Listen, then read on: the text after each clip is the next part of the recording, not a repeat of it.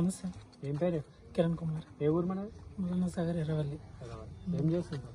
నేను ప్రజెంట్ ప్రైవేట్లో వర్క్ చేస్తున్నాను.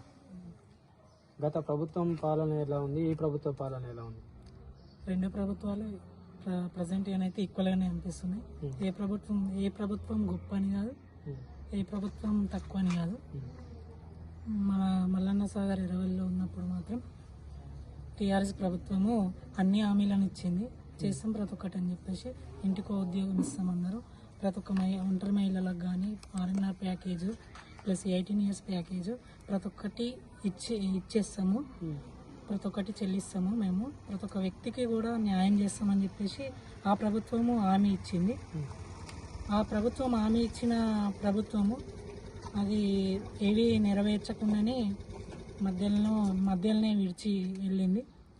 ఈ కాంగ్రెస్ ప్రభుత్వము ఆ కాలంలోనే మాకు మల్లన్న సాగర్ గురించి గొడవలు అవుతుంటే రేవంత్ రెడ్డి సార్ గారు కూడా ఇక్కడికి వచ్చి పాలనలో మా గొడవల్లో ఒక వ్యక్తిగా మాలో భాగస్వామి అయ్యి, ఆ వ్యక్తి అన్ని విధాలుగా చూసి కూడా ఇప్పుడు 2 సంవత్సరాల నుంచి మా మల్లన్న సాగర్ వ్యక్తుల గురించి, మా ఊరి ప్రజల గురించి ఎట్లాంటి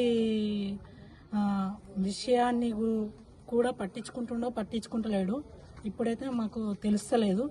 కానీ మాది రిక్వెస్ట్ ఏంటంటే ప్రభుత్వానికి విన్నపించుకునేది, మా గ్రామాల తరపున ఒంటరి మహిళలకు ప్యాకేజీలు ప్లస్ 18 సంవత్సరాలలోకి ప్యాకేజీలు ప్లస్ ఆర్ఎన్ఆర్ ప్యాకేజ్ మ్యారేజ్ అయిన వాళ్ళకందరికీ ఇచ్చి న్యాయం చేకూర్చాలని మరొకసారి ప్రభుత్వాన్ని మేము కోరుకుంటున్నాం.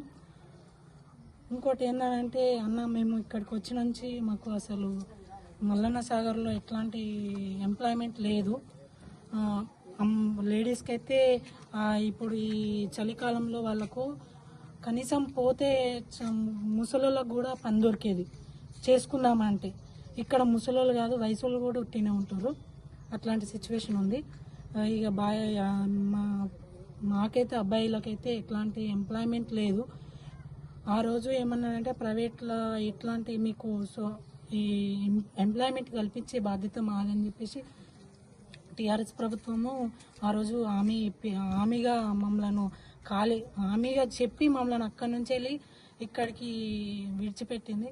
ఏదో కోళ్ళను కదా, కోడి పిల్లలు ఫస్ట్ స్టార్టింగ్లో ఏమంటారు, పెరగంగానే అవి కోళ్ళు తల్లి వేరైతుంది పిల్ల వేరైతుంది అన్నట్టు మా ప్రభుత్వాలు ఇప్పుడు ఉన్న పరిస్థితులు అట్లున్నాయి. మా ప్రజలను ఎవరిని పట్టించుకునే నాదుడే లేడు.